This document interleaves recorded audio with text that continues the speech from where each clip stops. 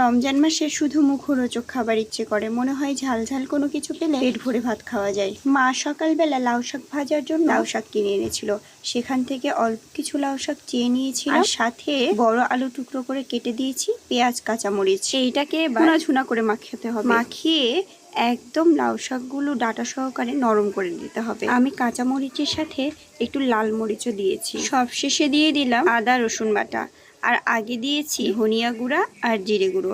এই দুটো অপশনাল, আপনারা চাইলে দিতেও পারেন অথবা নাও দিতে পারেন। আজকে যখন ফ্রিজে মাছ বের করতে যাই, দেখি এই কয়টা কুচো চিংড়ি একদম ফ্রিজের কোণে অনাদরে পড়ে আছে। চিংড়ি মাছের যা দাম, তাতে কি এত অনাদরে এই চিংড়ি মাছগুলো ফেলে রাখা যায়?